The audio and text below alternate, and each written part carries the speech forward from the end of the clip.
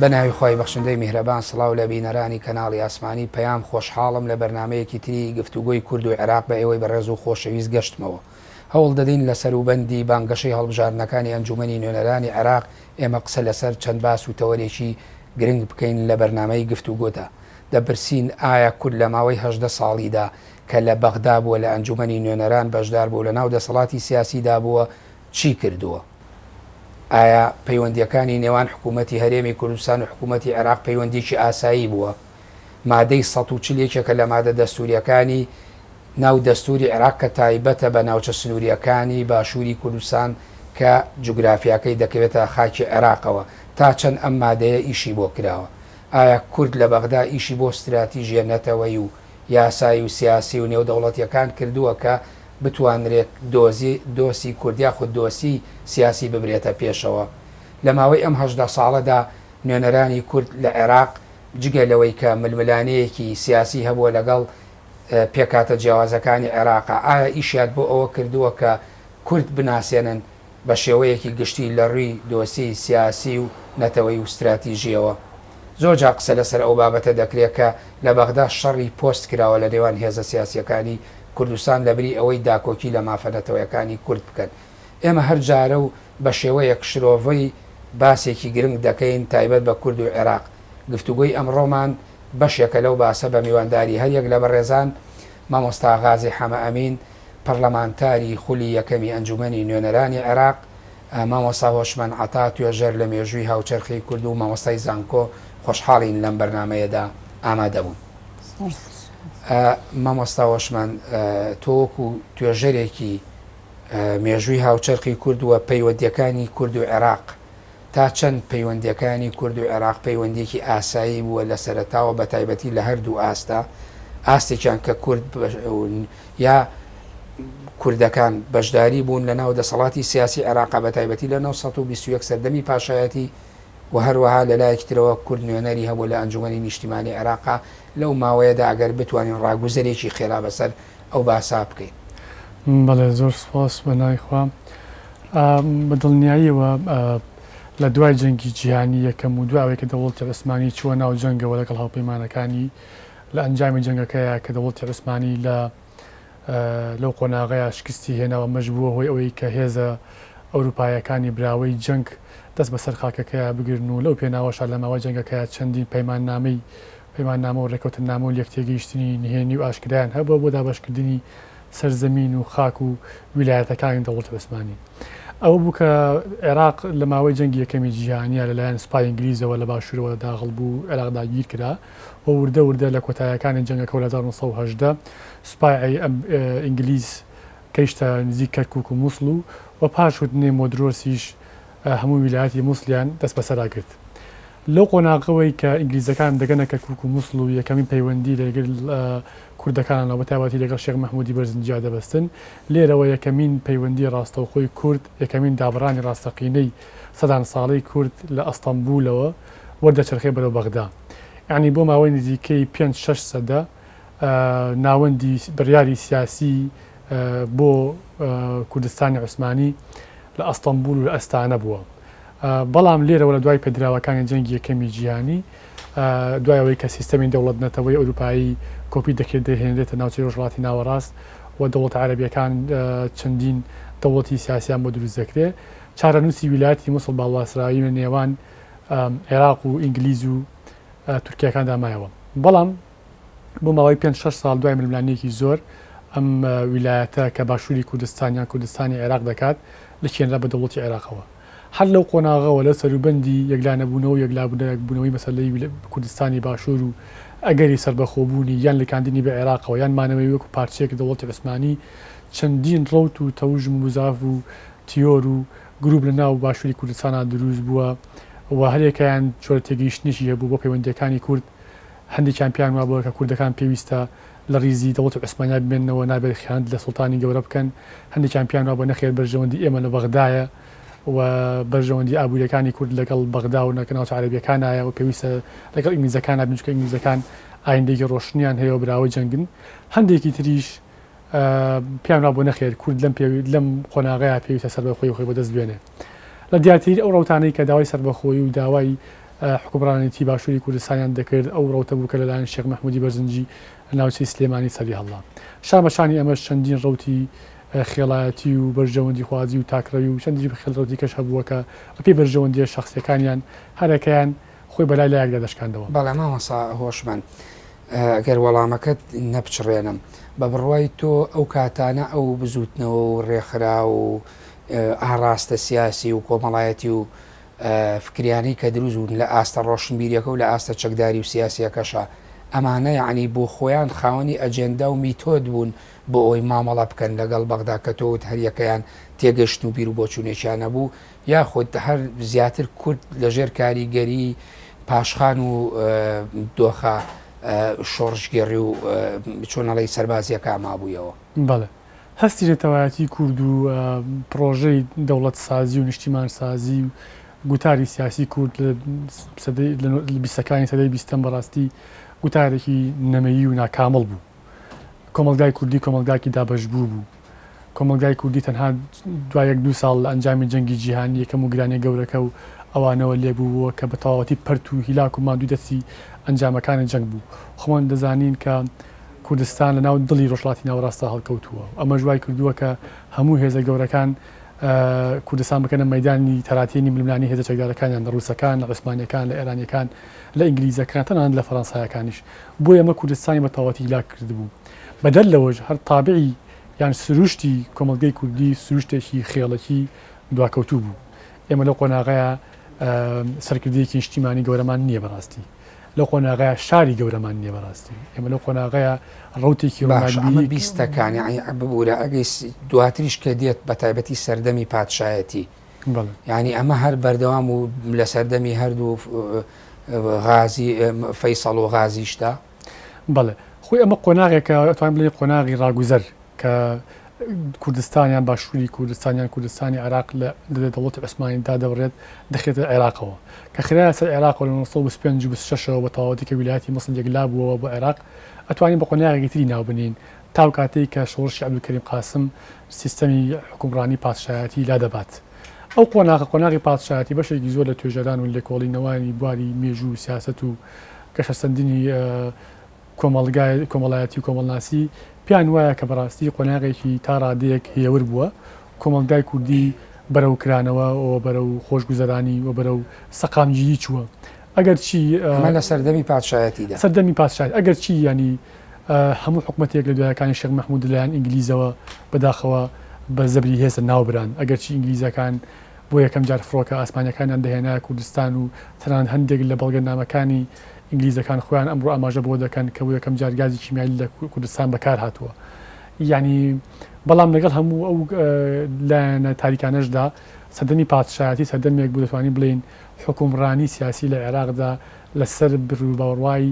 قەومیەتی عەرەبی دانەمەزرا بوو. باش با من ئەوە بڵێم یعنی کورد توانی سوود لەو پەیوەندیانە وەربگرێت لە سەردەمی پادشایەتیدا پێش 1950 خۆی کە دەڵێن کورد دەبێ بزانانی کورد کێشە خۆت ئەزانی کورد کێشەیەکی لە مێژینەیە هەیە ئەگەر هەر لە چاڵدەیرانی 514ەوە باسیکەی هەتاوەکو 1940 و دواتر کە عێراقی عەرەبی نوێ دروسە بێ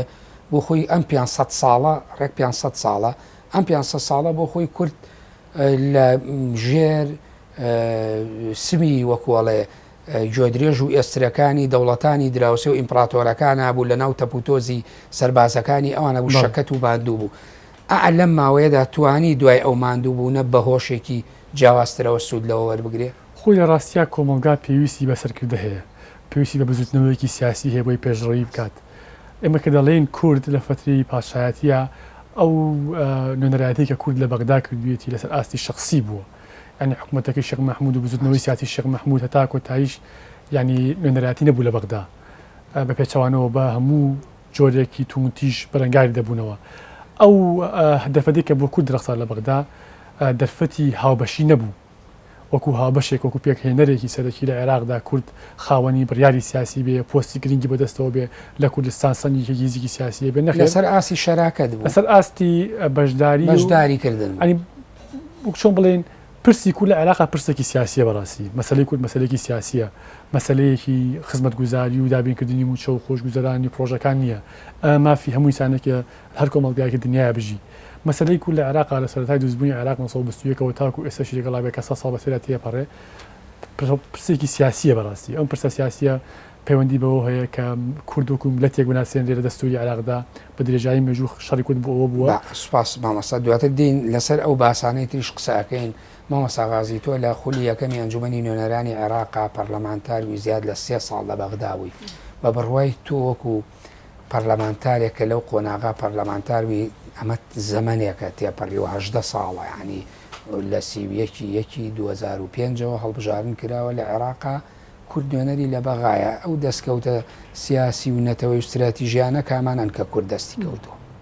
بە ناوی خوا سوپاس بە ئەو دیدارە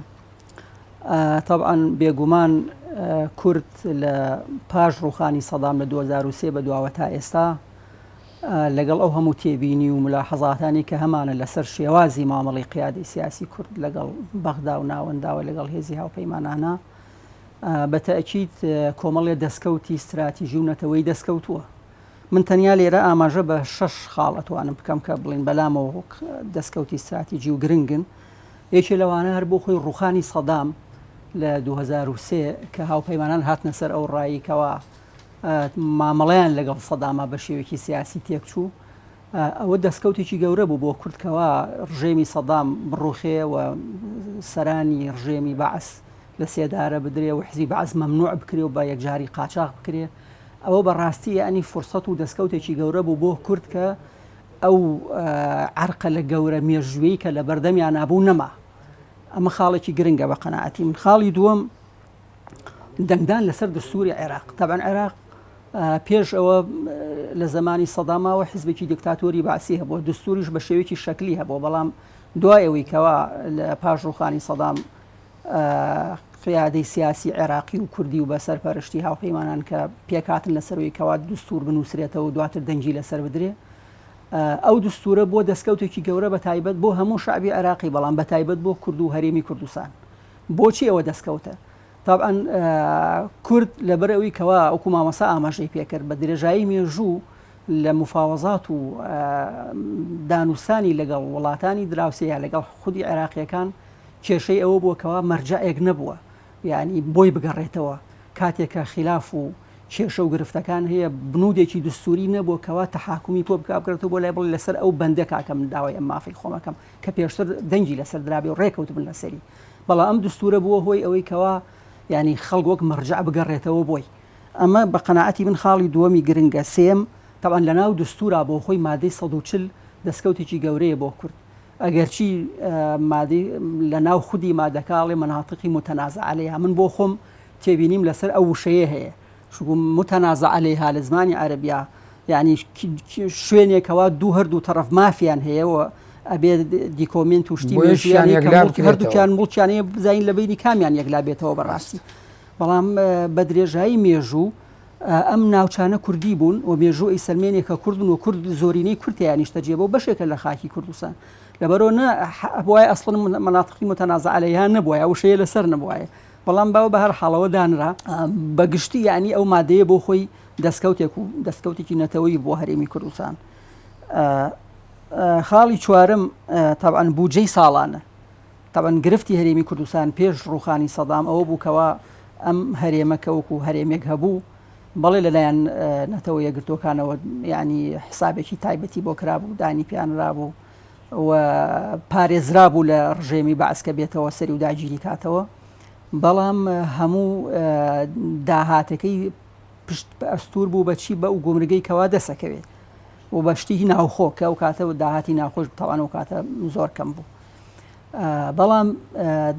طبعاً بودجەی ساڵانەکە لە پەرلەمانی عێراقدا ئەندێ ینی یاسای موازنە یاسای بودجە بەڕاستی ئەوە دەستکەوتێکی گەورەیە بۆ کورد کە لە سەرەتاوە ینی لە 2005 بەدواوە هەتا ئەم کۆتاییانش 2014 بەدوا تا ئەو کاتەش طبعاً لە 170 بوو ئەڵبەتە لە 170 بودجەی عێراق بودجەیەکی ینی زەبەلاحە ینی بودجەیەکی زۆر گەورەیە ینی نزیکی تقریباً 12 ملیار دۆلارێکی ئەکرد کە داهات بۆ هەرێمی کوردستان جگە لە داهاتە ناوخۆیەکانیش کاوە بەڕاستی ئەمە ینی بۆ پێکهێنانەوەی هەرێمی کوردستان و ئاوەدانکردنەوەی هەرێمی کوردستان و سەقامگیری ئابووری و بنیەی تەحتی ئەگەر باش بەکار بەهاتایە داهاتێکی گەورە بوو بۆ خۆی ئەوەش دەستکەوتێکی گەورەیە. خاڵێکی تر تەبەن پێنجەم ئیعترافکردن بە هەرێمی کوردستان وەک هەرێم. تابان ئەمە لە دستوری عێراقیە چەسپیوە کەوا هەرێمی کوردستان وەک هەرێمی ئاعترافی پێکراوە وەکو دیفاکتۆی ئەمری واقع. بڵێ وەکو ئەمری واقع ئاعترافی پێکراوە و لە هەمووشی گرنگتر ئەو بڕیار و قەراراتانی هەتا 2003 یانی تا ڕوخانی سەدام دەرچووە هەمووی بەکڵێ ساری المەفعول و ئیشی پێ ئەکرێ. بەڕاستی ئەمە دەستکەوتێکە کە کورد ئەو واقع و بوونەی کە هەی بووە پێشتر ئەم جارە بۆ شتێکی دەستوری و یاسایی. خاڵی شەشەم و کۆتایی تەبعاً بەڕاستی بەشداریکردنی کورد بە فعلی لە بەغدا، یعنی لە پەرلەمانی عێراقا، لە حکوومەتی عێراقیە، لە بواری سیلکی دیبلۆماسیە، لە جێژ، لە مخابرات، لە ئیستیخبارات، لە هەموو بەشە گرنگەکانە کورد بەشداری کرد و خەڵکی هەبووە و ئەمەش بە پێی ڕێکەوتن بوو. تەبعاً ئەم بەشداریکردن لە مێژووی کووردا بۆ یەکەم جارێکە کورد بەو سنگەوە و هێزی عەرەبی عێراقی ینی مۆڵەتی کورد بدا بە شێوەیەکی یاسایی و دەستوری و بەو سنگەوە لە بەغدا وجودی هەبێ. بەڵامی تر ئەمە لەوانەیە ینی بوترێ ینی جاخۆ ئەمانە هەندێکی ینی لەوانەیە هێشتا مەکو مەرەکەبی سەرکاغەز مابنەوە یاکو پێویست جێبەجێ نەبوون، ئەمە بۆ خۆی قسەیەکی ترە. ینی ئەمانە جێبەجێ نەبوون خەتای بۆ جێبەجێ نەبوون، بەڵام بەگشتی ئەمە کۆمەڵی دەستکەوتی نەتەوەی خاڵی گرنگت ژمارد مامۆستا، ینی ئەمانە هەموو استراتیژی و سیاسی و دارایی و ئاوەدانی گرنگن. پرسیارە گەورەکە خۆی لێرەوە سەر هەڵەیە. ئەمانە ڕژانە ناو چۆنەڵی شەقام و کۆڵانەکان و گیرفانی خەڵکی کوردستانەوە و ئاوەدانی دیسانەوە جارێکی تر بە پارەی بەغدا و نەوت و سەروەت و سامانی سەرخان و ژێرخانی عێراق ئاوەدان بوویەوە، یاخود ئەمانە بۆ خۆی لە تاریکی ئەمانەوە بەشێکیان هەڵبەت بێویژدانیە بڵێن هەمووی. ئەلبەتە ینی وەکوتم ینی گۆڕانکاری بڵێ هیچ نەبووە و کاریگەری ئەم بوجە و ئەم پارە و ئەم میزانیە یا ئەم پەیوەندیە یا ئەم بوونی نوێنەرانی کورد لە بەغا بە لەسەر هەموو ئاستەکان بڵێ کاریگەری ئیجابی لەسەر هەرێمی کوردستان نەبوو، ئەوە پێم وایە ینی نەوعێکە لە بێویژدانی. بەڵام لە چاو ئەو بوجە و میزانی کە هاتۆ بۆ هەرێمی کوردستان و ئەو دەرفەتانی کە دەستی کورد کەوە پێ هەو 5-6 بڕگەی کە من عەرزم کردن تەبعاً بە تەئکید کورد نەیتوانی ئیسفادەی تەواو لەوانە بکە و بەڵکو ینی نەیتوانی ئامادەسازی بکە بۆ ڕۆژانێکی داهاتوو کە لەم ساڵانەی ئەخیراوە بووکەوە بینی حکوومەتی عێراقی لەگەڵ هەرێماتیەک چوو و قەیرانێکی دارایی هاتە پێشەوە و کورد تووشی ینی دووچاری ئەزمون و کێشەیەکی دارایی کێشەیەکی ینی وەکو قەیران لە هەموو ڕوەکانەوە بەڕاستی بوو، هەموو بنیەی تەحتی کوردستان وەسا، ینی پرۆژەکان هەمووی وەسا، ئاوەدانی وەستا، لە بواری پەروەردە هەمووی ڕاگیرا. ئەمە بۆیە تەبەن ئەوە ئەگەر پێشتر لەسەر بەرنامەیەکی ورد و لەسەر تەفاهمێکی ورد و ئەگەر تەنسیقی تەواو لە بینی لایەنە سیاسیەکانی هەرێمی کوردستانە هەبووە و بەرنامە و بە پلانی ورد لەگەڵ بەغدا مامەڵە بکرایەوە ئەو داهاتی کە دەهات ینی شەفافانە مامەڵی لەگەڵ بکرایە بە تەئکید ئەو چەند ساڵانی دوایی کە قەیران دروست بوو هەرێمی کوردستان بەرگەی و قەیرانەیە گرت و پێویست بەوە نەکرا ینی لە موچەی خەڵک ببڕێ و هەچی پرۆژەکانە بۆستی. باش من دێمەوە لە دەمەوێت بڕۆمەوە لای مامۆساوەشوان باسێکی سەردەمی کۆماریمان بۆ بکە. ئێمە لە 4 تەموزی 1958 لە عێراقا تۆ باسیەوەت کرد کورد سەردەمێکی تا ڕادەیە هێور و ئارام و سەقامگیری هەبوو لەو کاتە لە ناو عێراقێکە لە دوای شەکەت و ماندووبوونێکی زۆری شەڕێکی دوور و درێژ و جەنگی یەکەمی جیهانیش با بڵێن دواتر کە کۆی یانی ڕووداوەکانی کۆ کردەوە لە ناوچەکە. بەڵام لە 4 تەموزی 58 کەش شۆڕش شەکرێکە کورد لە ناو ڕێکخراوی ئەفسەر ئازادی خوازەکانە هەیانە ڕۆڵی بینیوە و بەڵێن بە کورد دەدرێەوە لە دەستوری عێراقی ئەو کاتانە کە یاسادان دەڵێ کورد و عەرەب لە عێراقاڵێ هاوبەشن یاڵێ بران یعنی وەکو ماف و ئەوانە هیچ ئاماژەیەکی پێنادرێ. بۆچی کورد لێرەوە گوڵۆڵەی کەوتە لێژی خۆتە زانی دوایش بینیمان لە 11 سێپتەمبەری 1960 3 ساڵێک دوای شۆڕشی 58 دیسان شۆڕشی ئەیلول دروستە بێتەوە و کورد دەڕواتەوە بە چەکەکانیانەوە پاڵایەتەوە بە چیاکانەوە. بەڵێ خۆی مەرحەلێکی تازەیە لە مێژووی عێراقا ساڵانی 50کان دەتوانین بڵێن لە دوای جەنگی جیهانی دووهەم و قوتبوونەوەی بلۆکی سۆشیالیزم لەکێتی سۆڤێت و بلۆکی لیبرالیزم و سەرمایهداری لە وڵاتی یەکگرتووەکانی ئەمریکا مێژووی پەیوەندی نەدەوڵەتیەکان و بەلێکەوتنی زل هێزە جیهانیەکان ئەم جارە ڕوتێکی ئاقارەی تایبەتی بەخۆوە گرت. ئەو ژۆ بوو کە هێزە کۆڵۆنیالیستی ئەوروپایەکان، فەڕەنسیەکان، بەریتانیەکان ئەوانی کە لە مەیدانەکە پاشەکشیان کرد. هێزی گەلێکی تر هاتنە ئاراوە کە ئەویش ڕووسەکان و ئەمریکایەکان بوون. ئەم ململانەی کە لە بینی رووسیا و ئەمریکا بوو کە بە قۆناغی جەنگی سار بەناوبانگە لە هەمان کاتدا تابیعێکی ئایدۆلۆژیشی هەبوو. ئەکە لەلایەکەوە سۆڤێتیەکان بانگەشەی بڵاوکردنەوەی شۆڕشی درێژکردنەوەی شۆڕشی ئۆکتۆبەر و بانگەشەی بڵاوکردنەوەی شوعیەت و کۆمۆنیزمیان هەبوو. لەلایەکی ترەوە ئەمریکایەکان بە پێچەوانەوە ئایدۆلۆژیایەکی لیبرال دیموکراتی بارگایی بە ئابووری سەرمایەداریان هەبوو کە مۆدێلەکەی هەردووکیان لەم ناوچە لەم لانەیە بوو. واتە هاتە ناوچەکانی ئێرەشی گرتەوە ململانەی دوو بلۆک. بڵێ ئەم دوو تەوژمە لە ڕۆژهەڵاتی ناوەڕاست و لە عێراقی شەوەڕاستی ڕنگدانەوەی خۆی هەبووە. مەدەبین حیزبی شوعیەکێکە لە بەهێزترین و حیزبانێک کە بە درێژایی چەندین دەیە لە جەنگی جیهانی دوو هەم بەولاوە تاوەکو ساڵانی هەشتا ڕۆڵێکی زۆر گەورەی لە عێراقدا هەبووە و کاردیر و لایەنگری بە ملیۆنان هەبووە لە عێراقاوە بەداخەوە نەیتوانیوە گۆڕانکاری سیاسی بکات لەجینا لە عێراق ڕنگدانەوەی زۆری هەبووە. لە هەمان کاتها تەوژمێکی شانبەشانی ئەمەش تەوژمێکی ناسیۆنالیست نەتەوەیی عەرەبی بووە کە ئەویش دوای بەدەست سەڵات گەیشتنی جەمال عەبدولناسر لە میسر و بڵاوبوونەوەی حەرەکەی قەومی و بارگاوی بە دژایەتیکردنی ئیمپریالیزم و بە بارگاوی بە دژایەتیکردنی سەهیۆنیزم و بۆ دەبین ئەم دوو تەوژمی سۆشیالیزم و پان عەرەبیزم یان ئیشتراکیەت و قەومیەتی عەرەبی هەردووکی لە عێراق ڕنگدانەی زۆری دەبێت. ئەمە ژوا دەکات کە لە عێراقا بەڕاستی ناو ڕیزی ئەفسەر ئازادی خوازەکانە و ناو ڕیزی ڕۆژنامەنووسانە ڕۆژنامەنووسانە چەندین جیل و حرەکات و شانەی نهێنی دروست بێت بۆ لە ناوبردننی دەوڵەتی پاشایەتی کە دەوڵەتی پاشایەتیان بە نۆکەری ئینگلیز و ئیمپریالیزم دادەنا. بەهەرحاڵ ئەوەی کە بوو کە لە 14 تەموزی 1958 بنەماڵی پادشایەتی کۆمەڵکوشکران و سیستەمی پادشایەتی لە عێراق بۆ هەمیشەی کۆتایی پێهات و ئەبکری قاسم کەشە دەسەڵات و بەم جۆرە سیستەمی کۆماری لە عێراقدا مەزرا. ئەو تەوژمانەی باست کرد بە تایبەتی تەوژمی چەپگەرایی لەگەڵ ناسیۆنالیزمی عەرەبی بێ ئەوەی کە مۆدێرنی دەوڵەت نەتەوە و کە لە ئەوروپا هات بۆ خۆی کاریگەری هەبوو لەسەر پەیوەندیەکانی کورد و عێراق بەڵام ناوبڕێ وەرەگرم دوای ناوبڕەکە وەڵام بەرەوە. بینەرانی بەڕێز و خۆشەویست ناوبڕێکی کورد وەردەگرین و دەگەڕێنەوە لات.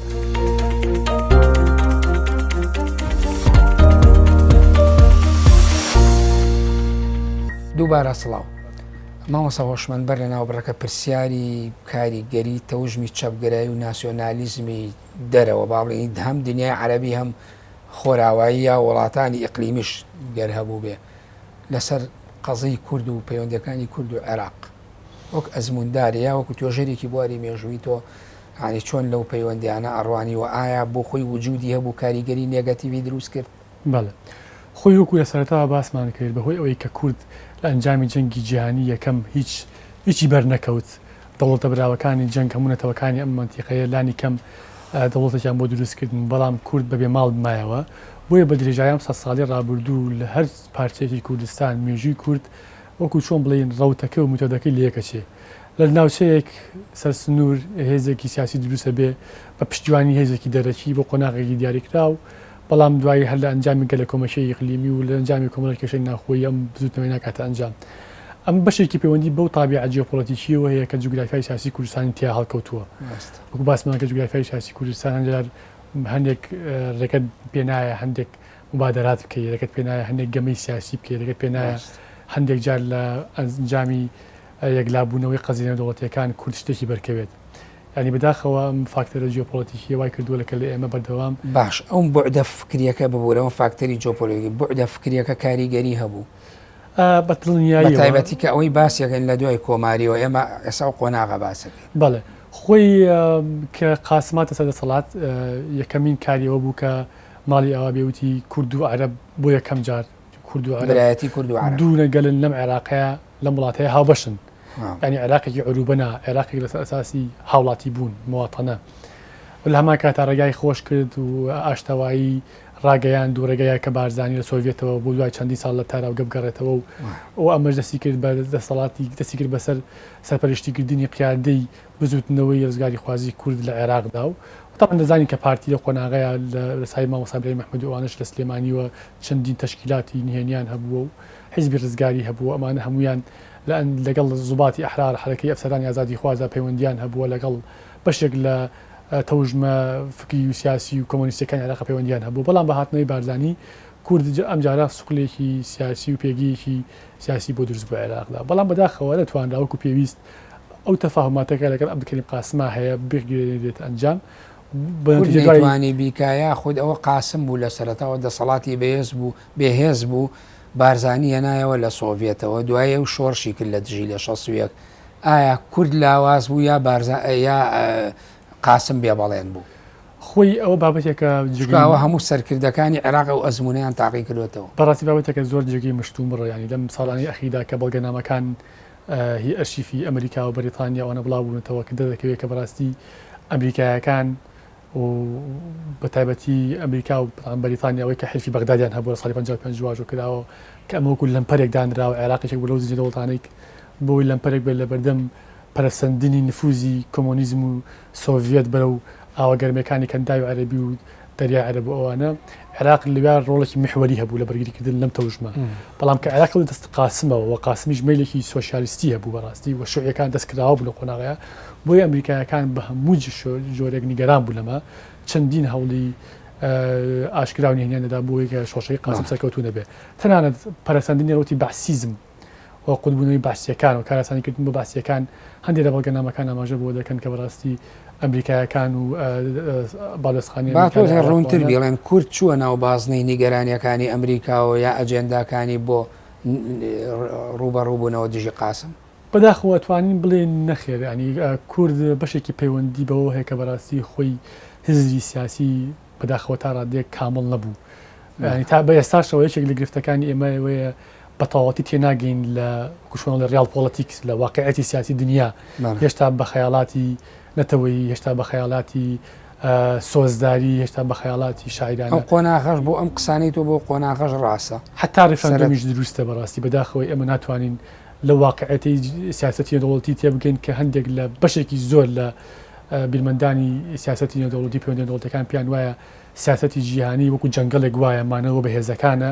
لاوازەکان هەمیشە مافیان بەشخوران و لە ناوچوون و بێبەشکردن بەڵێ سوپاس مامەسا غازی ئەوەی کە مامەسا باسی کرد بەشێکی زۆری کورد خۆی و بەشێکی زۆری چۆنەڵێ بیناکردنی عقلیەتی عەرەبیش بەرامبەر بە کورد و قەزیەکەی لێرە باسێکی گرنگە دێتەکایەوە بە بڕوای تۆ یعنی ئەم ماوەی 18 ساڵە ئەگەر لە ئەنجومەنی حکومی شەوە باسیکەین یعنی پێشتریش کە حکوومەتی عێراقی گوڵۆڵەی کەوتە لێژی و لاواز بووە دواتر ڕووخا ئایا لەم ماوەیەدا عقلیەتی دنیای عەرەبی ناسیۆنالیزمی عەرەبی پێکاتە جیاوازەکانی بەغدا بە شیعە بە سونە بە چەپ و مارکسیستی و ڕاستڕەوەکانیشەوە بەرامبەر بە کورد گۆڕانکاری بەسەر هات بەڵێ بێگومان بەداخەوە یعنی ئەو گۆڕانکارێنی کە لە جیهانە ئەبینین ڕوئەدا لە ناو نەتەوە و شۆڕشەکانی تری جیهانیا ئەبین لە وڵاتانی جیاواز ڕوئەدا کە زۆر دەوڵەت وەزیاد زۆر شۆڕش ئەبینی چەند ساڵ کە شۆڕش و خەباتەکەن ینی ناگەنە هیچ تەفاهمیە بەڵام دواتر سەیرەکەی لایەنی بەرامبەر ینی ملدا ئەنوێنێ بۆ مافەکانی ئەو شۆڕشە بۆ مافەکانی ئەو نەتەوە بەڵام بەداخەوە لە عێراقا بەهۆی ئەو مێژووی کە مامەسا باسی کرد ئەو سادەیەوە ئەو بوعدە نافکریی کەوا لە ناو عێراقاوە ئەو وەزع تایبەتی کە جوگرافیای کوردستانی گرتووە ئەتیایەتی ئەوانە هەموو تەبعەن هۆکارن بۆ ئەوەی کەوا وە ژێردەسەی میلەتی کوردیش بەڕاستی کە لە مێژوویان نەیتوانی و دەوڵەتێکی هەبێ و تابعەن دائیمە وڵاتانی دراوسێش لەبەر بەرژەوەندی خۆیان ینی دووسێ نەتەوەی گەورە وەکو ینی عەرەب و فارس و تورکە کوردستان دابژۆ بەسەریا هەرسێکیان بەرژەوەندی تایبەتی خۆیان هەیە لە فراوانکردنی بە ینی زەویەکانیان لە فراوانکردنی تەماح و بەرخودان و ئیشی خۆیانە بۆیە ئەمە وای کردووە لەوەی کەوا یعنی ئەو نەزعەیە لەوانە بەهێز بێ و هەمیشە کورد لە قۆناغی مەزڵومیەت و زۆڵم لێکردنا بمێنێتەوە ینی بەڵام ڕاستە ئەم وەڵامەکەت بیر نەچێ باسی مەزڵومیەتت کرد و باسی زۆڵمت کرد مەزڵومیەت ئەوە بوو ئێمە شۆڕشمانە کرد و ڕاپەڕینمانە کرد و خەباتی چەکداریمان بوو بەڵام ئەوان هێز و تانک و تۆپ و زرێپۆش و چەکی کیمیایان نەبوو کورد ئەمەیەکرد لە ڕابرەوە بە مەشەڕێکرد بەڵام قۆناغێکی تر دێتە پێشەوە کە قۆناغی خەباتی دیموکراسی و مەدەنیەت و بەشداریکردنە لە ڕێگەی سندوقەکانی دەنگدانەوە ئەمە عەقڵی عەرەبی نەگۆڕی لە شەقامی گشتی عێراقا بەرامبەر بە کورد پێم وایە ئەوەی کە لە نزیکەوە مامەڵی لەگەڵا کردبن هەست بەوە ئەکاکەوا گۆڕانکاریەکە زۆر نییە ناڵێم هەرنی گۆڕیوە چونکو هەندێک لە معارزەی عێراقی کاتی خۆی بە حکمی زۆر تێکەڵیان لەگەڵ کورددا و بە حکمی هاو خەمی و هاو مەسیریان کە بڵین شیعەکانی جنوب یا هەندێک لە سونەکان کە حیزب و ڕێکخراوی بە هەڵسکاری عێراقیان هەبوو کاتی خۆی لەگەڵ کورددا لە سەنگەرەکان پێکەوە بوون ئەمەنەوە ئەمما هەندێک لە تەفاهم و لێک نزیک بوونەوەی دروست کردووە بەڵام بەڕاستی دواتر کە دەسەڵات کەوتە دەستیان لە بەغدا و کورد نەیتوانی ئیسفادە لەو مەرحلە لاوازی حکوومەتی عێراقی سەرەتای حکوومەتی عێراقی تەبەن سەرەتایەکی لاواز بوو کە دەستی پێکرد هەموو دەوڵەتی لە سەرەتاوە کە دەست پێەکە لاوازە و هاوپەیمانانیش ئەو کاتە ئیشی زۆر بە کورد هەبوو بەڕاستی بۆی کە ئەو مەرام و مەبەست و پرۆژانی کە هەیەی بۆی بێتە جێ کە سەدامی ڕوخاندەوە ینی بێوێ ئەو ئامانجانی هەندێکی بێتە دیکە زۆربیان ئامانجی بەڕاستی اقتصادی و لایەنی دارایی بوو باش بۆ نەیتوانی ئیسفادەکە کورد نەیتوانی بەڵێ طبعاً ئەوە گەڕێتەوە بۆ کۆمەڵی خاڵ بەڕاستی خاڵی سەرەکی ئەوەیەکەوە کورد بۆ خۆی ئیسفادەی لە ئەزمموی مێژووی خۆی نەکردووە ئەو پەرتەوازی و بڵین تابع عشایری و ئەو ژێردەستەیە کە چەند سەدەیە پێوە ئەناڵێنی ئەوە هەمووی وای کردو لەوەی کە هەر حیزب و ڕێکخراوێک هەر کۆمەڵێک کە دروستە بێ ئەوەندەی کەوا بیری تەسک لە خۆی ئەکاتەوە لە ئەو خەڵکی کە نزیکە لێ بە دەوریا بیر لەوە ئەکاتەوە چۆن ئەمانە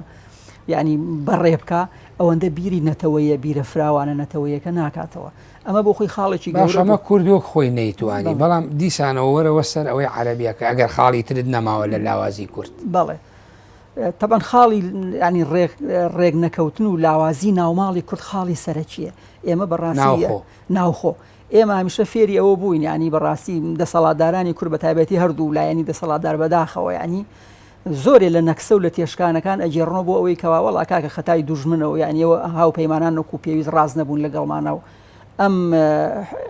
حیزب و کوتلە شیعی و بڵین سونیەکان لە بەغدا بە تایبەتی شیعەکان کە باڵا دەستن پێشتر کە لەگەڵ ئێمە لە معارەزەی عێراقی پێکەوە بووین کۆمەڵی وعدی زۆریاندا بەڵام ئێستا چونتە دەسەڵاتەوە و نکولی لە هەندێک لەو وعد و بەڵێنانە ئەکەن ئەمە بەڕاستی ینی بە قەناعەتی من ئەمە ینی خۆدزیینەوەی لە ئەسڵی بابەتەکە یعنی چونکو ئەگەر کورد بەڕاستی هەردوو لایەنی دەسەڵاتدار بیان توانیا یعنی سنگ و باوەشیان فراوان بواە بۆ هەموو لایەنە کوردیەکان و هەیئەتێکی بەهێزیان دروست بکردایە کە ئەو خەڵکانەی نردویانتە بەغدا وەکو نوێنەر و وەزیرەکان و هەموو ئەوانی کە ئاستەکانی ترکە بەشداری کردو لە حکوومەتی عێراقی لە هەموو بڵێن لە هێزی سەربازی لە ئیستیقبال لە سلکی دیبلۆماسی ئەگەر ئەمە یعنی ناوماڵی کورد لە سەرتاوە ڕێک بواە و بەرنمەیەکی بەهێز دابنرایە هەیئەتێک هەبواە لەسەرەوە مراقبەی وردی ئەمانەی بکردایە و گفتوگۆی بەردەوام هەبواە لە نێوان هەردوولا بە قازانجی ئەو مەوادە دوستوریانەکەدانراوە مامەسامە بەسی ئەوەیە کە ناوماڵە بەسیتەوە بە هەیئەتەوە بەبەستەوەیە گە ناوماڵێکی بەهێز هەبواە نوێنەرانێکی بەهێزیشیانە نار بۆ دیالۆگ و لەسەر مێزی گفتوگۆ لە بەغدا ئەو هەیئەتەی توی ئەڵێیت ئەوەش بۆ خۆی قەزەیەکە ینی لە پەرلەمانی عێراق یعنی ئێستاشی لەگەڵ بێ قسە و باز لەسەر ئەوە هەیە یعنی هۆکاری دانەمەزراندنی عێراق بەگشتی و هەرێمی کوردستانیش کە ئەم قەیرانانەی هەیە ئەگەڕێتەوە بۆ ئەوەی کەوا حیزبەک باڵا دەستەکان و کوت لە سیاسی گەورەکان بەرپرسەکانیان خۆیان لەوە گەورەتر ئەبینن کە بێنە ناو پەرلەمان و حکوومەت و ڕاستە و خۆ بەشداری مفاوەزاتکەن یعنی بە بڕوای تۆ زەرورە بوونی کەسی یەکەمیان لە بەتەئکید ینی کە ئەو خەڵکانە کە ینی کە خۆیان نایەنە ناو قەزێکە و ناهاتنە ناو پەرلەمان و ناو حکوومەت و وەزارەت بەڵکو لە پشتی پەردەوە بەرنامەدانین ئەوانەی کە نوێنەرن ئەوانەی کە وەزیرن یعنی سەلاحێت و یا ئاستیان یا سەلاحێتیان نییە بۆ ئەوەی کەوا بڕیاری کۆتایی بدەن بۆیە دەبێت لە هەموو گفتوگویەکە لە هەموو کێشە و حیوار و داواکاریەکە هەرکەس بگەڕێتەوە بۆ مەرجعی خۆی پرسیارێکت لێکم تۆزێ پرسیارەکە لەوە چه حیزبیش بێت بۆ نمونە یەکێک لە نوێنەرەکان یا کەسی یەکەمی حیزبەکان مامۆستا عەلی باپیر بوو ئەو کاتە کۆمەڵی ئیسلامی کوردستان بوو ئێستا کۆمەڵی دادگەری ئەو چووە بەغدا ئەم قسانەی جەنابیش لە چوارچێوەی سادەکردنەوەی ئەو دۆخایە و یعنی مامۆساژ لە چوارچێوەی و بەرنمەیە چووە بەغاکە وەکو کەسی یەکەم بۆی کاریگەری هەبێت بەتاکی کۆمەڵی ئیسلامی لە کۆبوونەوەی سەرکردایەتی دوای مناقەش و گفتوگۆیەکی چڕ پێمان باش بوو یعنی کۆمەڵی ئیسلامی لە سەرتاوەکو هێزی یەکەم ئەو ڕیتمە ئەو بەرنمەیە بشکێنێکە ئەبێ خەڵکە ئاست بەرزەکانی ئەی نەچنە ناو پەرلەمان و لە پشتی پەردەوە بەرنامەدانێن بۆ خەڵکانی ناو پەرلەمان و وەزیر و ئەوانە بەڵێ بەس ئەوەی ئەوە با لایەنی خۆمان و لاوازیت باس کرد یعنی ئەوەی عێراقی عەرەبیش عەقڵیەتی عەرەبی بە بڕوای تو ئێستش بە عقلێتە عروبەکەی ڕابردوو بیرەکاتەوە و ڕاستە سیستەم و ڕژێمەکە نەما و کۆتاییات بەڵام خۆ عقلەکە ماوەوە بەشێک لە کارکتەرەکانی زیندوون هەم کارکتەری قانونی کارکتەری سیاسی کارکتەرە کە بۆعدێکی عسکەری و سەربازیانەیە ئەمانە ماون بە بڕوای تو ینی ئەمانە هەر زیهنیەتیان هەمان زیهنیەتە بۆ قەزەی کورد لە عێراق بەداخەوە ئێستا سیراعەکە شێوازێکی تری وەرگرتۆ مامۆستا ینی لەگەڵ ئەوەی کەوا ئەو لایەنە فیکریە ئەو عقلێتە ناسیۆنالیستی هەر بەردەوامەوە هەیە لەگەڵەوە ئێستا شەڕێکی تایفی و مەزهبیش هاتوۆتە ناو قەزیەکەەوە دیسانەوە ینی ئالۆستی شەکەوێتە ناو ئەوە کوردیش کەوتوتە ناو ئەو ململانی و ناو ئەو سیراعەوە ئەوە وای کردووە لەوەی کەوا یعنی هەم کوتلە و حیزبەکانی ناو عێراق بەڕاستی لە سەربەخۆیی تەواوی خۆیان لە دەستداوە یعنی لەبەر بەرژەوەندی خۆیان و دەستێوەردانی وڵاتانی دراوسێ بۆ ناو خودی ینی دەسەڵاتی عێراقی لەنا کە حکوومەت و پەرلەمانە ئەو تەداخلە بۆ خۆی گەورەترین کێشەی دروست کردووە و ئەو خەڵکانش کە ئێستا هەندێکیان پاشخانی فکری زمانی بەعسن کە بە شێوەیە لە شێوەکان هاتوونەتەوە خۆیان کاندید کردو یا پەرلەمانتارن یا وەزیرن کە بە هەمان عقڵێتی زمانی پێشتر ئێمەش وەک کورد وەک پێویست دەرکمان نەکردووە سپاس مامۆسا هۆشمەند ئەوەی لەگەڵ مامۆسا غازی باسم کرد دەرهاویشتە و لێکەوتەی بەشێک لەو ئەزمونە کەڵەکە بووە چۆنەڵی ناتەبای نێوان کورد و عێراق بۆ لە پەیوەندیەکانە بە تایبەتی سەردەمی کۆماری کە باس کرا بە بڕوای تۆوەکو توێژەرێک عقلیەتی عەرەبی و چۆنەڵی ناسیۆنالیزمی عەرەبی بەرامبەر بەم قەزیە بەرامبەر بە قەزەی کورد گۆڕانکاری بەسەرهات لە ماوەی ئەم 18 ساڵە نوێنەرانێک کە لە ڕێگەی سندوقی دەنگدانەوە ئەچن لەوێ دانیشن و گفتوگۆی سەردەمیانە و دیالۆگەکەن لەسەر کێشەکانی عێراق ئایا عقلی ئەمانەی گۆڕی کە وێناکردنێکی جیاوازیان بۆ کورد و بۆ شەقامی کوردی هەبێ یاخود هەر ئەوەی مامۆسا باسی کرد بەداخەوە ئەو ناتەبای و نەگونجای و ناڕێکی ماڵی کورد بۆ خۆی دۆخەکەی وێران کرد زیاتر بەڵێ خۆی پێچەکە دوو بەشە بەشێکی ئەوەیە ئایا دوای ڕوخانی سیستەمی بەعسیزم و ناوچوونی ڕژەمەی سەدام حوسێن ئایا عقڵێتی سیاسی عەرەب وێنای کورد لە چاوی عەرەبە گۆڕانکاری بەسەرهات من پێم وایە بەدیوێکا بەڵێ بەدیوێکا نەخێر بەدیوێکا بەڵێ ئەوەی کە بەڕاستی کورد لە پرۆسی دروستکردنەوەی عێراقا لە پرۆسی بنیادنانەوەی عێراقا هێزێکی کارا بوو و هیچێک بوو لەو هێزانەی کە بەڕاستی لە موقفی قووەت تا بوو حیزبە سیاسیەکانی کوردستان و قۆناغەیە مام جەلال و کاک مەسعود و سەرکردە سیاسیەکانی هەموو حیزبە سیاسیەکان بەڕاستی ڕۆڵی گەورەیان هەبوو لە نووسینەوەی دەستوری عێراقدا و لەو دەستکەوتانەی کە بەر کورد کەوتووە لە دوای 2023 بەڵام لە هەمان کادا بەشێک لە گرفتەکە مامۆستا ئاماژەی پێکرد پەرتەوازەیی و یەک نەبوونی گوتاری کوردی لە بەغدا کاریگەریی خراپیشی بۆ سەر کورد لێکەوتوتەوە لایەکەوە وای کردووە کە بەڕاستی نیگەرانێک دروست بووە لە بەغدا کە کوردەکان هیچ دەربەست نین بە عێراقەوە هیچ دەربەست نین بە شارە عەرەبیەکانەوە ئەوان تەنها ئامان گیان هەڵدوشینی بودجەی عێراق و بردننی پارێ بۆ شارەکانی هەرێمی کوردستان و دەستکردنەوەی پرۆژەکان وێنە بۆ خۆی ڕاستیش نییە مامۆستا هەر ڕاست نییە وێنەی کە دروست کرا واقع نییە خۆی لە ڕاستیدا کورد لی بە زۆر لێکێنراوە بە عێراقەوە ینا کورد خواستی سەرمەسم ئەو ئینتیباعەک دروست بووە کە کورد بۆ خۆی بەدوای کۆمەڵی بەرژەوەندیەوە جاوەیە ئەوتێ لە بەغدا شەڕی پۆستی جێگری سەرۆکی پەرلەمان و جێگری سەرۆکی ئەنجومەنی وەزیران و پلە و پۆسی نازانم چی وەزیرێکی دەرەوە ئەمرانش ئەکەن خۆ ئەمە بۆ خۆی بەشێکە لە واقعەکە و هەشە خۆی ململانەی سیاسی لەسەر پۆست و ئەوانە بڵێ کرۆکی سیاسەتە بەڵام نابێ بەڕاستی ئەو لەوێتەکان بەلا بخات یعنی تۆ نابێت بۆ وەرگرتنی پارە بڵێن دەست لە خاک بەرودەیت نابێت تۆ بۆ وەرگرتنی بودجە دەست لە مەبادی ئەنیشتمانەکانی خۆ هەڵبگری نابێت بۆ وەرگرتنی کۆمەڵێک امتیازاتی پۆست و هەندێک هاوڕایی سیاسی دەست لە ئەو خەباتە دوورودێژە 16 ساڵی هەڵبگری کە تۆ لە عێراقدا کردوتە بەڕاستی یعنی وەکو مامۆساژامەژی پێکەی بەڕاستی یەکێک لە گرفتەکانەوەیە کە ئێمە لە هەرێمی کوردستان نەمانتوانیوە ئیدارێکی نیشتیمانی دروست بکەین، حکوومەتێکی نیشتیمانی دروست بکەین، سوپایەکی نیشتیمانی دروست بکەین، دەستگایەکی هەواڵگری نیشتیمانی دروست بکەین، زانکۆی نیشتیمانی دروست ئەمانە کاریگەریە بێ لەسەر پەیوەندیەکانی کورد و بەغدا کە تو ئاماژیان پێەکەی. ئەمە کاریگەری دەبێت لەسەر یەکگرتووی گوتاری کوردی و کاریگەری دەبێت لە موقعی بەهێزبوونی موقفی کوردی لە بەغدا. یعنی ئێمە کە دەڵێن نوێنەراتی کورد لە بەغدا نوێنەرانی کورد کاتێک بەهێز بن کە هەرێمی کوردستان بەهێز بێ،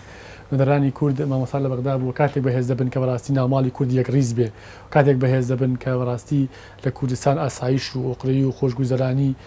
سەقامگیر بێ و متمانەی خەڵک و هاوڵاتیان بەدەسەڵاتداران و حکوومەت زیاتر بێ ئەمانی زیاتر دەگەێت ئەو یەکگرتوویە کە بەداخشەوە ینی بە تایبەتی لە نێوان دوو هێزی دەسەڵاتداری گەورە بووە لە کوردستان کە لە بەغدا بوون نە پەرتەوازیان دروستەوە شەڕی پشک و پۆست کراوە. ئەگەر ئەمە نەبووایە بە بڕای تۆ کورد دەستکەوتی نەتەوەی و سیاسی یا بڵین کۆمەڵێ مافیتری قانونی دەستەکە و یا لانی کەم ئەو مادەی ١40 کە لە دەستورە بۆ یەکەم جار لە مێژووە لە عێراقا بۆ کورد مادەیەکی قانونیە ئەچەسپێ بە هەوڵێکی زۆر ئەم مادەیە ئیشی پێویستی بۆ کرا. خۆی لە ڕاستیدا کورد وەکو پێویست ئامادە نەبوو بۆ پرۆسی 2023 ڕوخانی عێراق. یعنی گەورەترین گرفت لە مێژووی سیاسی کووردا تەنانەت لە دانوستانەکانی مەرحوم مەلا مستەفای بارزانی لەگەڵ بەغدا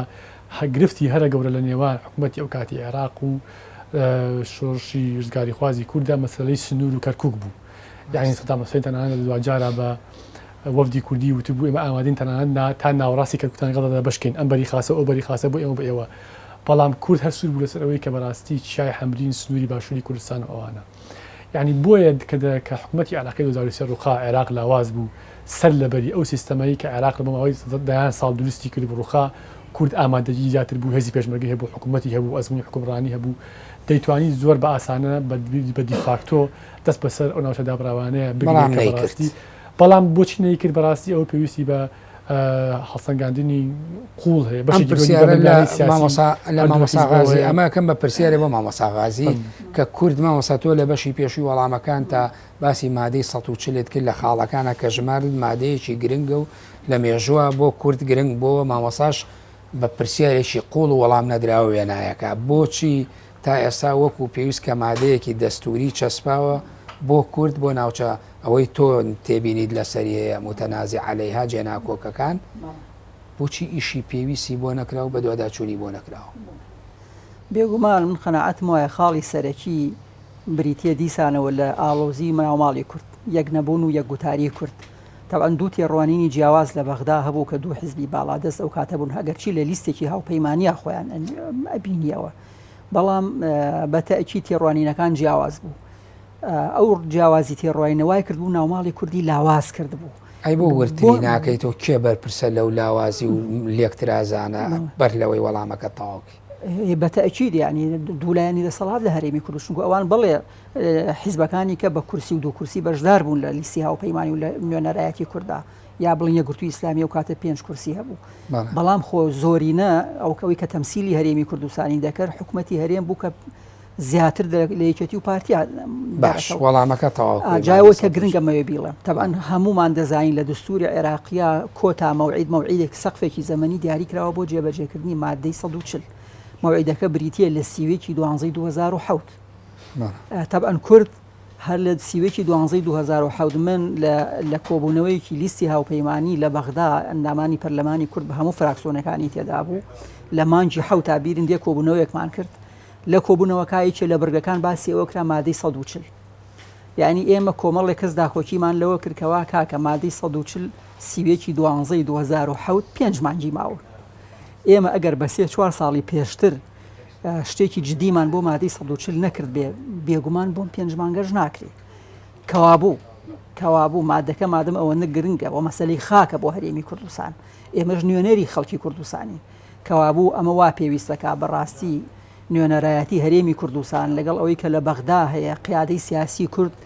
دانیشێ کۆبوونەوەیکی جدی لەسەر ئەم مەسەلە بکە کە ئایا ئێمە چی بکەین بۆ ئەم مادەیە لە سیوێکی 12 کە 5 مانگی ماوە بەسەرەچێ مادەکە ئەگەر چی کورد قەناعەتی وایە دواتر ئەو بەسەر نەچۆ هەندێک لە عەرەبەکانی بۆ مجاملە دەڵێن ئەینا زۆرێکیان دەڵێن کاکەوە ڕەبت بوو بە سەقفێکی زەمەنی و جێبەجێ نەکراوە تەواو بوو. گرنگ ئێمە یەکێ لە خاڵە لاوەزەکانمان ئەو بوو کە کورد نەیتوانی یەکدەنگ بێ لەسەر ئەوەی کەوا لەو پێنجمانگا چی بکە ئەو پێشتر شتێکی کە من ناڵم هیچ نەکرا کۆمەڵێک یانی لیجان دروست کرا هەندێک قەرەبووی مادی بۆ ئەو خەڵکانی کە ڕاگوازراون لەو ناوچانە و هەندی عەرەب بار کرایەوە بۆ شوێنی خۆی بەڵام ئەوە ناکاتە ئەوەی کەوا ئەم مادە جێبەجێ بوو بێ باش کەوا بوو بە قەناعەتی من دەبوو ئەو کاتە کورد هەڵوێستێکی فعلی ببوایە لەگەڵ هێزی هاوپەیم چکۆ کاتە عێراق سەرەتا بوو دەوڵەتی عێراقی ئەوەندەش بەهێز نەبوو یعنی بڵین ئیرهاب بەهێز بوو ئەو کاتە لەسەر عێراق یعنی تەقینەوە بەردەوام هەبوو یعنی لە ڕووی ئەمنیوە عێراق نەیتوانی وەکو دەوڵەت کۆنتترۆلی وەزعەکە بکە کوردی ژۆکو مامەسا ئاماژەی پێکرد ئەو کاتە کورد یعنی نەوعێ لە ڕێز و لە ئیحترام و لە دەسەڵات و لە وجودی باشی هەبوو باشە مامەسا جا من یەک قسە ماوە منەڵێم سید مقتەدا سەدر لەو فترانە تەقینەوەیەک لە سامەڕا بوو ئەوەی کە بڵێم گرنگە یعنی تەقینەوەیەک هەبوو لەسەر ئەوەی کەوا ئەو شوێنێکی پیرۆزە و ینی حکوومەتی عێراقی نەیتوانیەوە بیپارێزێت تا تەقینەوە لەو شوێنە بکرێ بەکە بە بیر و باوەڕی شیعەکە و شوێنە پیرۆزە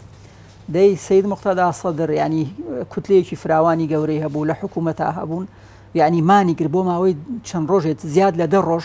بەشداری کۆبنەوەکانی پەرلەمان و حکوومەت و هەمووی ڕاگرت لەسەر ئەوەی کەوا ئەبێ ئەم دەستە بدۆزرێتەوە ئەبێ ئەو شوێنە ئاینیانە بپارێزرێن هەڵوێت یعنی ئەمە یەکشتی لە چاو مادەی 140 بۆ کورد کەمە یعنی ئەوەندەش گەورەنی کوردیش ئێمە داوامای ئەوەمان کرد و کاتوتمان با قیادەی سیاسی کورد بەڕاستی ئەگەر شتێکی عملیمان پێ ناکرێ ئێستا دەبێ هەڵوێستێکی جدیتر بنوێنی بۆ ئەوەی کەوا ئەم مادەیە درێژ کرێتەوە یا پلانێکی تازە دابنرێ بە هەموو ئیتفاقی لایەنە سیاسەکانی کوردستان مهم هەڵوێستێکمان هەبێ کە مەوعیدەکە تەواو بێ و هیچیش نەکراوە بەداخەوە هیچ هەڵوێستێ نەبوو وم کاتی مادەکەش ماوەی بەرنامەکەم تەواو بەڵام دوا پرسیار لێکم بە کورتی وەڵام بیتەوە ئەوەی لە نێوان هەرێم و عێراقا لەم ماوەیان نەکراوە مادەی 140ەکە جەنابەت شیت کردەوە بەڵێ ئەوەی نەکرا و دەبوایە بکرێت چی بوو وەڵاشتی زۆر دەبوایە بکرایە ینی بەڕاستیەکی لەوانە خۆ هەر مادەی 140 لێ مامەسارە یعنی کۆمەڵی ماوادی تری دستوری هەیە کە زۆر گرنگە بۆ هەرێمی کوردستان و دەبوایە بکرایە تا ئێستا نەکراوە خێرایی باسی بەڵێ مەسەن لەوانە مادەی 65 کە دەڵێ دروستکردنی مەجلیسی ئیتیحادەکە ئەبێ دروست کرێ تا ئێستا دروست نەکراوە مادەی 105 مادەی 106 107 ئەمە چوە 5 ماوادی دستورین کە هەر یەکەیان داوای دروستکردنی کۆمەڵی هەیئات و مەجلیس ئەکرێ کۆ بە دستور و هەمووی ئەڕژێتە ناو مەسالیحی عێراق بەگشتی و بەڵام هەرێمی کوردیش نوێنەرایەتی ئەبێتایە و زمانی مافەکانی هەرێمەکە ئەگەر ئەم هەیئاتانە دروست ببوون یا ئیشی لەسەر کرایە بەڵام بەداخەوە تا ئێستا ئەمانە ینی هەر مادەی 140 نییە ئەو کۆمەڵە ماوادانی کەش هێشتا جێبەجێ نەکراوە مامۆستا هۆشمەند ماوەی بەرنامەکە بەرەو کۆتایە چێ و تەواوە بێ چیت ماوە لەسەر کۆی تەوەری بەرنامەکان و ئەو پرسیارەی لە مامۆسام کرد سەبارەت بەوەی کە ئەو کۆمەڵە مادەی قانونی باس کرد تۆ ئێوە زیاتر لە کۆمەڵێ لەسەر کۆمەڵێ باسی جۆپۆلۆتیکی سیاسی مێژوو و جوگرافیا مافەنەتەوەیەکان استراتیژیەکان ئەمانە لە ناو بابەتە کۆمەڵایەتی یا بابەتە مێژووەکانە قوڵبوونەوەی تایە لەو ڕۆوە چی ئەبواە بکرایە و بەڵام نەتوانراوە لە نێوان هەرێم و بەغدا بکرێگەر بە کورتی باسیکە وی بەڕاستی مەلەفی زۆر هەڵواستراوە لە بینی هەولێر و بەغدایە هەیە لەوانێکیان خاکە یەکیان هێزە ئەمنیەکانی پێشمەرگە و سوپایە یەکیان مەسەلەی بودجە و موچەیە هەندێکی تبێتی بە کەیسی وزە و سامانە سروشتەکانەوە هەیە بەڵام بەڕاستی دەبێت حکوومەتی هەرێم ئەم فایلانە وەکو چۆن بڵێ سەروژێر بکات مەسەلەی خاک بکاتە بڵێن فایلی یەکەمی بەڕاستی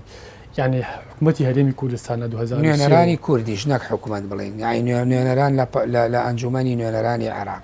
ڕاستی ئەمانە نوێنەرانی کورد ئەجێکی زۆر گەوریان لەسەر شانە ئەوە ڕاستە نوێنەر کورد لە عێراقدا کەمی نەیە مەسەلەن لە 328 کورسی پەرلەمانی عێراق نزیکەی 60 بۆ 65 ئەندامی کووردە وەکە کورد بەڕاستی بە زۆرینەوە کەمی نەبێ هەمیشە دۆڕاوە بەڵام وەکو باسمان کرد مەسەلەی کورد مەسەلەیەکی ڕەوایە و کێشەی کورد کێشەیەکی سیاسیە لە عێراقدا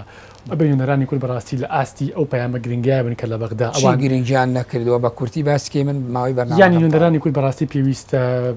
تێبگەن لە قەزایە سیاسیەکان ینی پێویستە تێبگەن لەو پەیامە گەورەی کە ئەوان لەسەر شانیانە ئەین تۆ تەماشاکە نوێنەرانی کورد لە پەرلەمانی تورکیا چەند دەنگیان زوڵاڵە چەندێک بەهێزن چەندێک شەڕ لەگەڵ مەسەلەن ئەو گوتارانەتەوە خوازی و تەپەرستی تورکیاکەن یعنی هێشتا بە تەحەداوە کار دەکەن دەگەڵ ئەوەی شاکە هیچ هیزێک پشتیانەوە نییە لە ئێرانە بە هەمان چیت هەیە وەک توێژەرێک دووبارەیەکەمەوە بۆ ئەو نوێنەرە نوێیانەی ئێستا کە ئەیانوێ بچنە ئەنجومەنی نوێنەرانی عێراق لە دەی مانگی داهاتوو هەڵبژاردنەکە خۆی ئەگەر بێوێژان نوێنەرانی کورد هەمویان نات هەموو یەک جۆر نەبوونانی خەڵکی باشی شانتیایە بەڵام بەگشتی پەڕاستی پێویستە نوێنەرانی پڕۆنە بەغداوە کە خوێندەوار بن کە قاڵبووی مەدانی سیاسی بن کە قاڵبووی کێشە کۆمەڵایەتی سیاسیەکانی عێراق بن کە زمانزانی عێراقی بن کە یاساناز بن کە بەڕاستی لە مەجای دیبلۆماسیەت و هەڵکردن و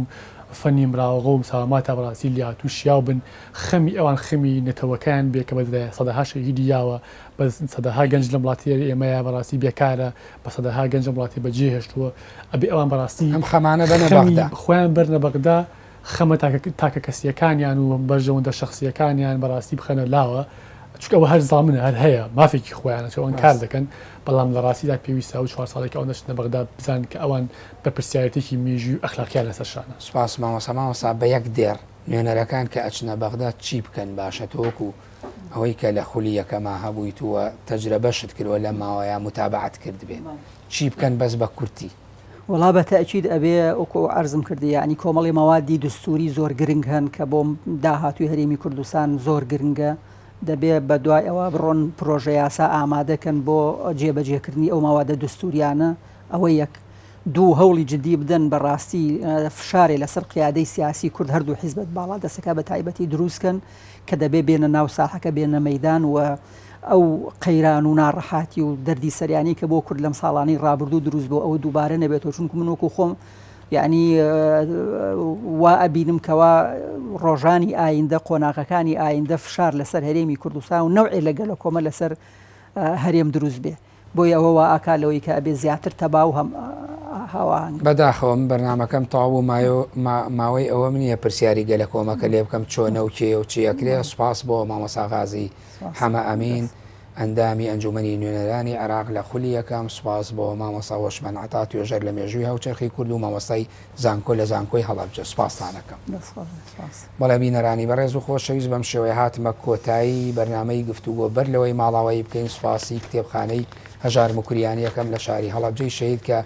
ئەم شوێنەی بۆ ڕەخسانی توانیمان گفتوگۆیەکی سیاسی یا گفتوگویەکی معریفی بکەین لەسەر باس و بابەتێکی گرنگ تایبەت بە پەیوەندیەکانی کورد و عێراق. سوپاس بۆ هەموو لایەک کە تا ئێستا بە دیار بەرنامەکەمان.